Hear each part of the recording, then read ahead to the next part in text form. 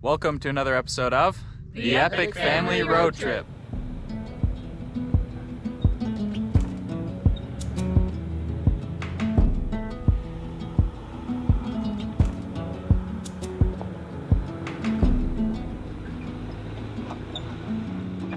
In this week's episode of the Epic Family Road Trip, we're in beautiful Moab, Utah, and meeting up with our new friend Chad of the YouTube channel Living the Van Life. Chad has been living the van life for many years now and has been documenting his journey on his YouTube channel while providing valuable insight into what it takes to live minimally on the road. We are excited to meet up with Chad on the trail as he will be taking us to an epic spot near Moab, Utah called Chicken Corners. It will be interesting traveling in a convoy of 5, a 4-wheel drive Mercedes Sprinter van, 2 Overland Jeeps, and 2 KTM adventure bikes. This morning, we are heading out to the trail after meeting up with Chad in town, and we are looking for a good spot to air down the tires before hitting the rougher trail ahead.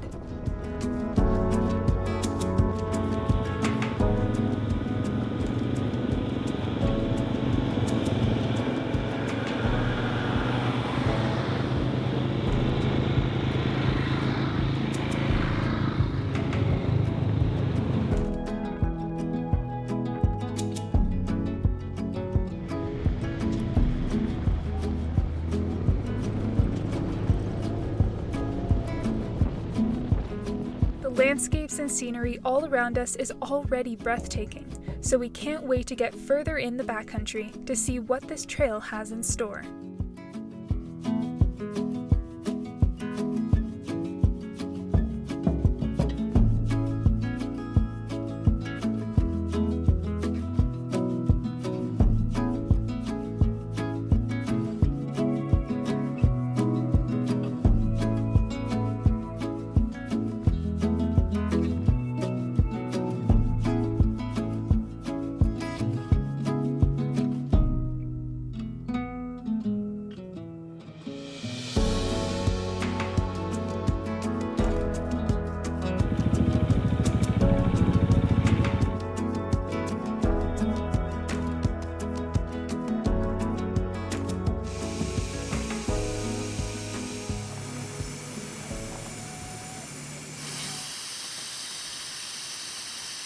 Alright, so we're on the Utah BDR.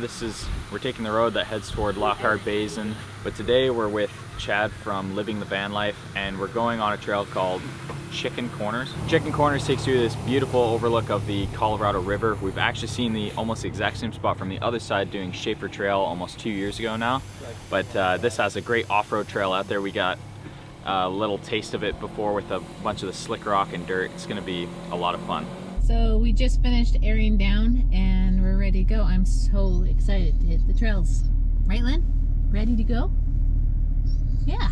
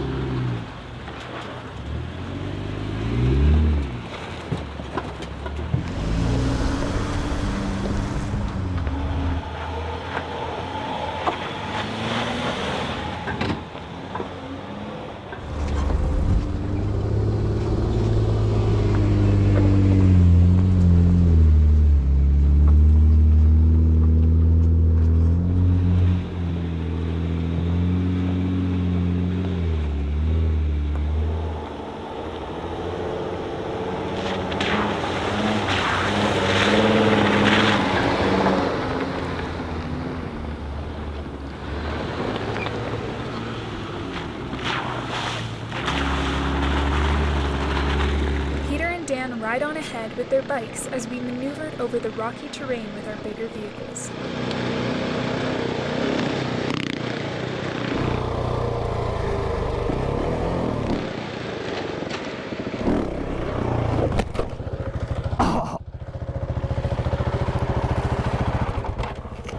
Whoa, that was air knockout.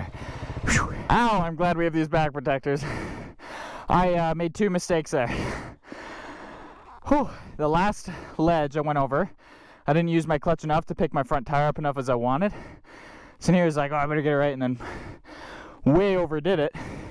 So there's a good example of not having your foot over the rear brake enough, because I touched it but didn't have it enough, so oh well. Oh no. My rear brake looks like it got smashed. Why are you leaking? Oh no. You cracked it? Yeah. It went through the Trail Jammer Designs into my case. I don't know any sort of trail fix for something like that, and can you take this off, or it's glued on? It's glued on, and the only way I could think of doing it would be you'd have to like use JB weld and cover it to temporarily fix it. That's insane. Just coming over those rocks where you guys filmed, I had gained rear traction. It pulled my bike back. Oh. I fell into that. I don't have a bar of soap or anything like that, do we? Probably. Yeah, I have. Because I've seen people, I've never done it myself, but I've seen people rub soap in there. What's that? Plug the oil leak? Do you have oil to keep topping it up? Yeah, we do. Careful. This will crack. Use the skip plate. Yeah,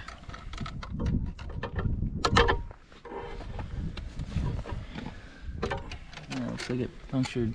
That's amazing that I went straight through the case as well, like the cover. I hit it here and there.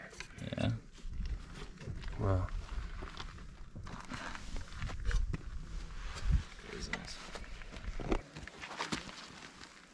That's crazy, just that corner kind of sliced into it, huh? Yeah.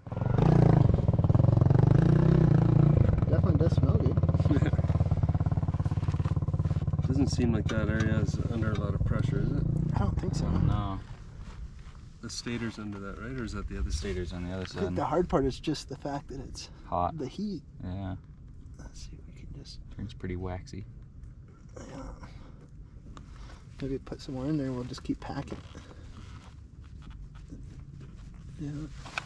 Let's see if we can- So Chad actually has a pretty good background in motocross. So he had seen people use soap bars before when there's like a puncture in their case. They can just rub the soap bar back and forth, and it basically, especially with the heat, becomes like a wax. You can plug up a hole. This, the way it punctured, thankfully it looked like it kind of pushed itself onto something where it's not gonna leak that much. It's hardly leaked out any.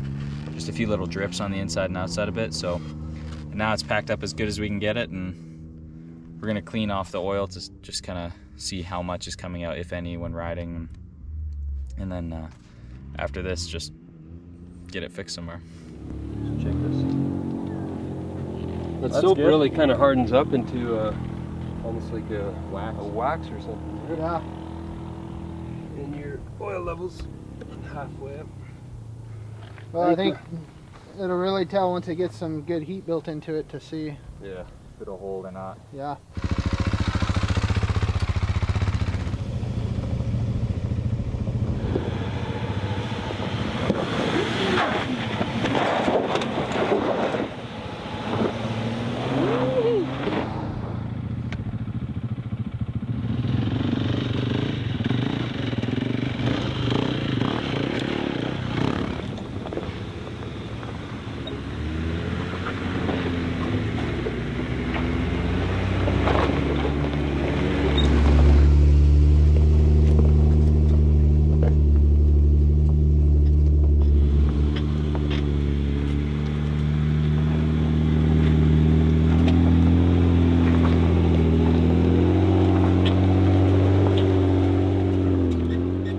So we're just sitting over there for a minute, checking Pete's bike. It looks like it hasn't leaked so far. That's a good thing. But man, check this out. Oh, what a drop into that canyon. Whew, I get a little bit dizzy. Got a little bit dizzy doing that. Oh my goodness, it's like a huge drop, and we're actually on a bit of an overhang here. I don't know if the camera does justice, but that is way down there. Pretty neat place to be driving, that's for sure.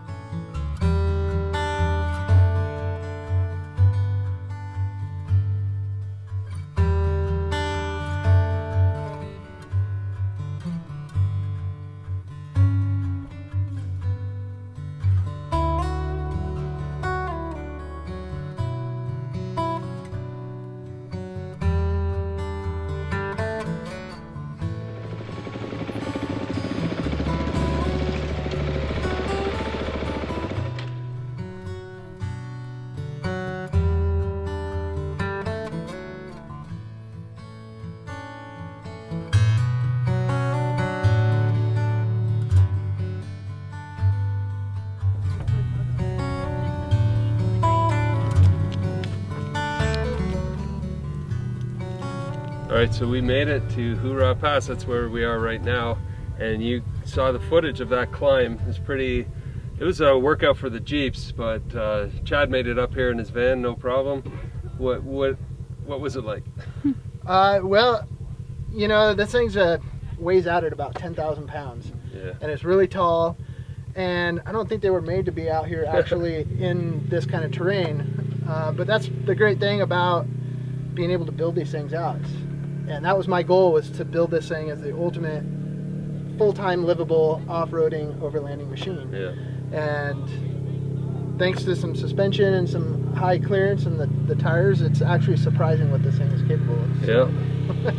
Yeah, we were surprised and pretty impressed with what it's able to do, so that's awesome. So this is the pass, and now we're going to head down into that beautiful valley and just carry on, so stay tuned, lots more ahead.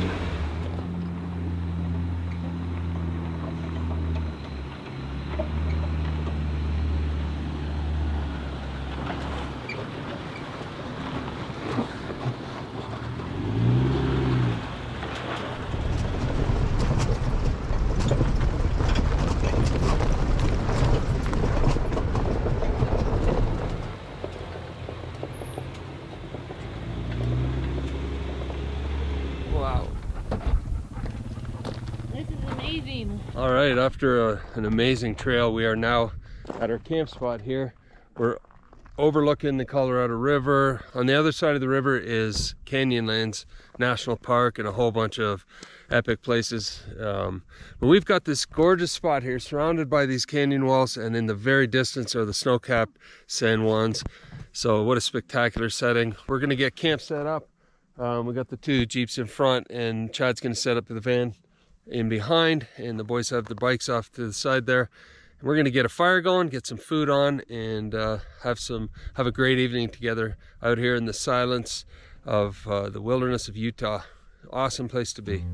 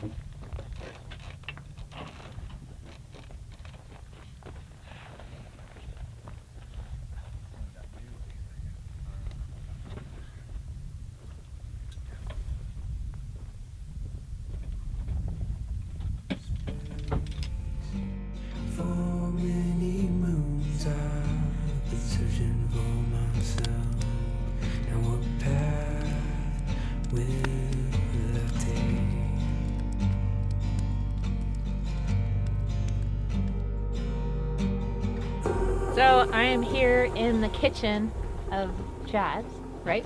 Yep. And he built this himself, and I am so, first of all, I'm impressed with your van, how it went over all the trails. And then he opens up the back and blows us away with his kitchen. Can you just kind of walk us through your kitchen here? Certainly. It's gorgeous. Well, so here in the Sprinter vans, most of the time the bed platforms are installed in about this position, which leaves what we always call the garage space here. And so my goal was to maximize this space and make it as functional as possible. And, you know, there's various different ways, and I actually went to the overlanding world, and you see all the guys that build these slide out kitchens and drawers and stuff, and I really like that concept, and I wanted to adapt that to van life.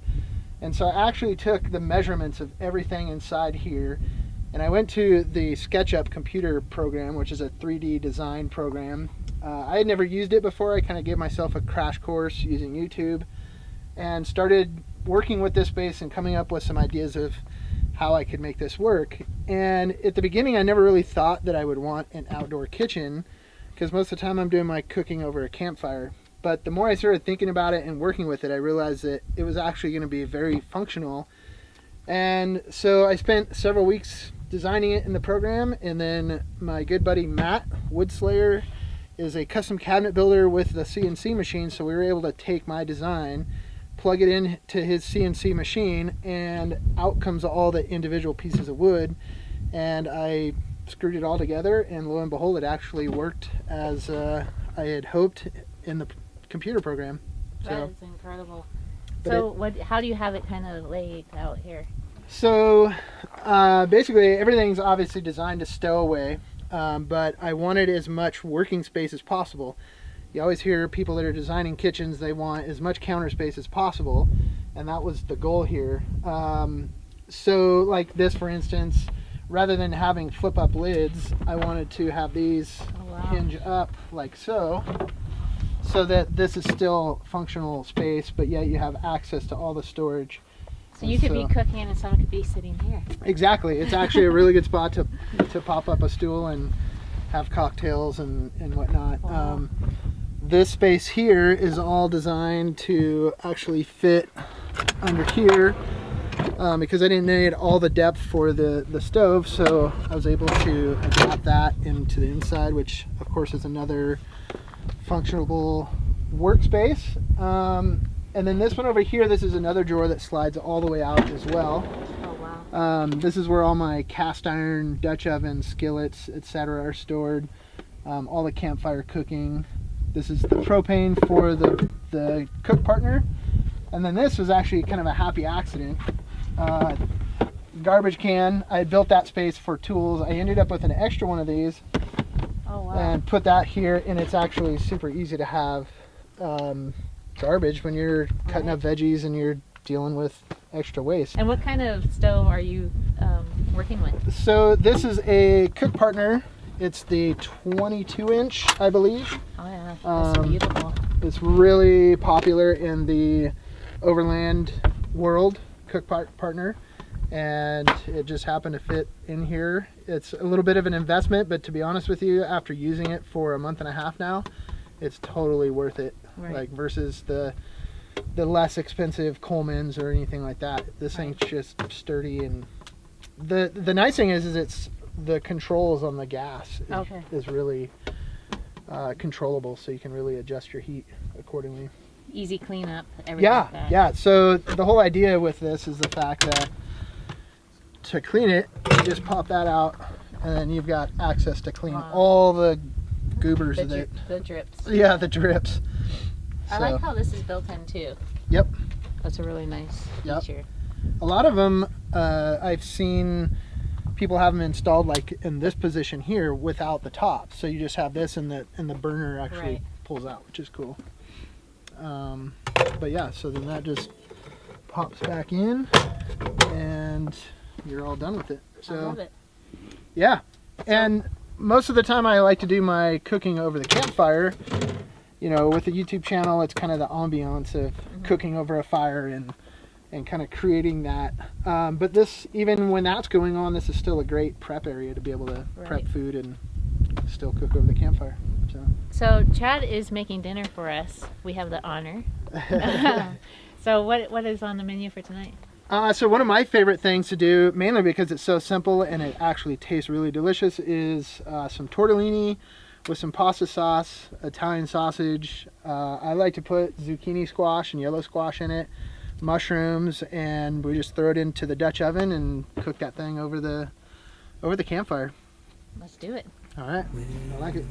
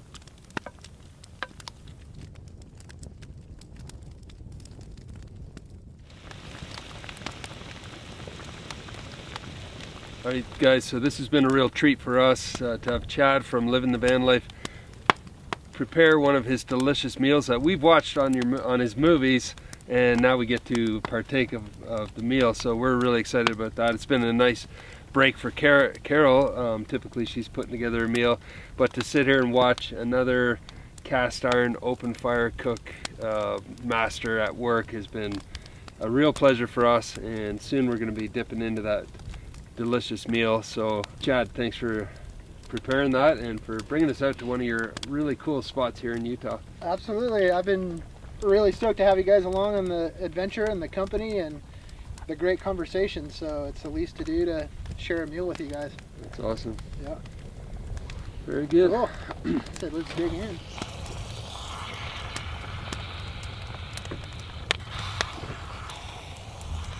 Get some of that sausage in there.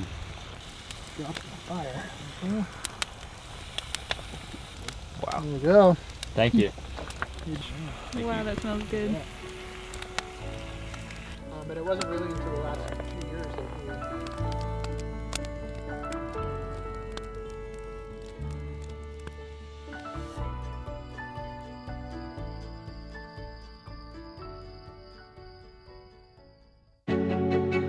Stay tuned for next week's episode of the Epic Family Road Trip to see part 2 of our overland adventure in Moab with Chad of Living the Van Life.